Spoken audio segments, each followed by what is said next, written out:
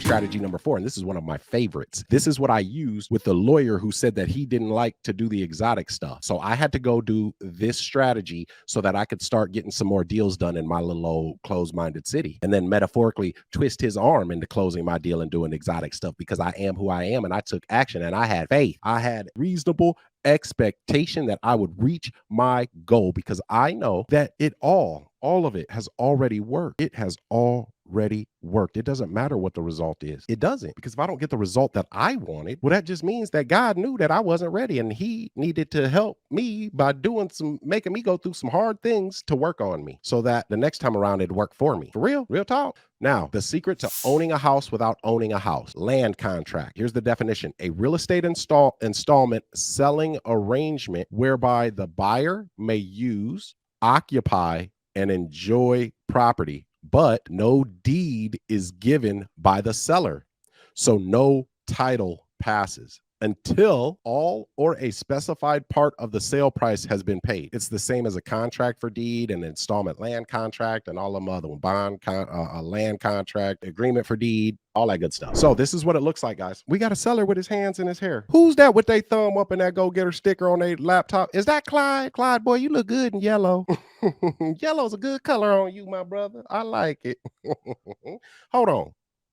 That might be Daniela now, with that, because she's over there getting good lists and everything already, taking some of my advice, and it's working for her. Is that Daniela? Potentially be. You get into the bag, I know that. And the house is going to you. An agreement for deed. I love this transaction. I'm talking about, I love it. I love it. This used to be my favorite, even over subject to, because I'm in a small, closed-minded city. So it was so difficult for me to find an attorney and or a title company that would do a subject to transaction. Extraordinarily difficult.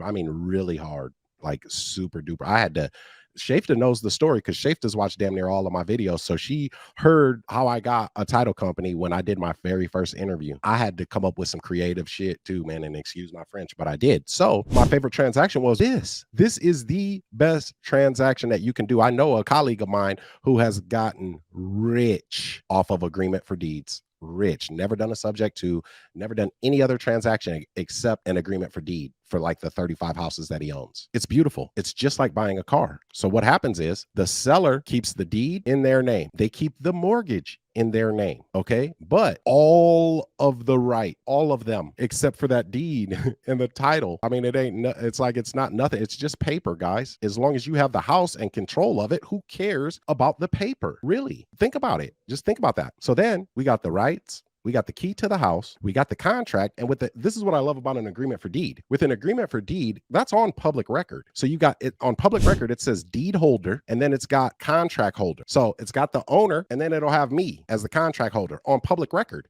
So I can rent that property out. I can lease it out. I can list it with a realtor. I can do what I want to. I can refinance it if I want to. But guess what? I don't go to banks and beg for money. So I ain't refinancing it. Not that way. We got a better way to do that, but that's a little upper level. Okay, we ain't going to no banks and we ain't filling out no credit applications. I'll tell you that much. So look, our seller was sad. Now he's happy because we've solved that problem. He still has the deed to his house, so he feels protected if we don't live up to our end of the contract. But guess what? We are going to live up to our end of the contract because what we did on the front end, we know that the numbers work. We know that it's a great neighborhood, and we know that we can find a buyer, or we already have a buyer. So then we put the buyer in there. The buyer gives us more than what we agreed on with our seller, thus coming the bank, because we are creating debt, y'all, out of thin air, out of knowledge and contract, ink on paper. There ain't nothing like it. There is nothing like it.